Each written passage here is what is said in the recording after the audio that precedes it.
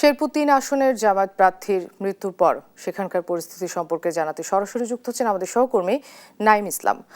নাইম, কখন জানাজা অনুষ্ঠিত হবে, সর্বশেষ পরিস্থিতি কি আমাদেরকে জানাবেন? দুপুর 2:30 নাগাদ শেরপুর শহীদ দারোগালী পৌর পার্ক সংলগ্ন শেরপুর পৌর ঈদগাহ মাঠে নিহত নুরুজ্জামান বাদল, যিনি শেরপুর জেলা জামাতের সেক্রেটারি, তার প্রথম জানাজা নামাজ অনুষ্ঠিত হবে। আর দ্বিতীয় জানাজা নামাজ অনুষ্ঠিত হবে বাদ আসর, অর্থাৎ বিকাল 5টা নাগাদ নিহতের গ্রামের বাড়ি শ্রীপুরদি সরকারি কলেজ মাঠে।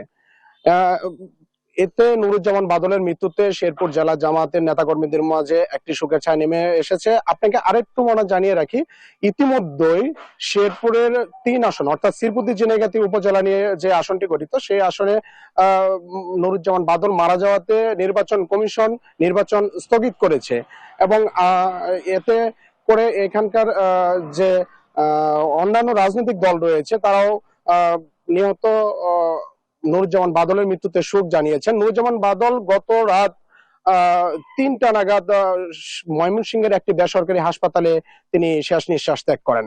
আমরা কথা বলেছি জেলা জামাতের আমির মাওলানা হাফিজুর রহমানের সাথে। তিনি আমাদেরকে জানিয়েছেন যে নুরুজ্জামান বাদল দীর্ঘদিন ধরে কিডনি রোগে ভুগছিলেন এবং চিকিৎসকরা তাকে কিডনি প্রতিস্থাপনের পরামর্শ দিয়েছিলেন, কিন্তু নির্বাচনকে সামনে রেখে তিনি প্রতিস্থাপনের সিদ্ধান্ত নেয়নি। তাই নির্বাচনের পরে কিডনি প্রতিস্থাপন তিনি করতেন, এমনটা জানিয়েছেন। আরো জানিয়েছেন যে ইতিমধ্যে তিনি ময়মনসিংহ হতে প্রতিদিন ডায়ালাইসিস করতেন এবং গত রাতে শেষ নিঃশ্বাস তিনি ত্যাগ করেন। এই ছিল আমার কাছে শেরপুর থেকে নুরুজ্জামান বাদলের মৃত্যুর সর্বশেষ আপডেট।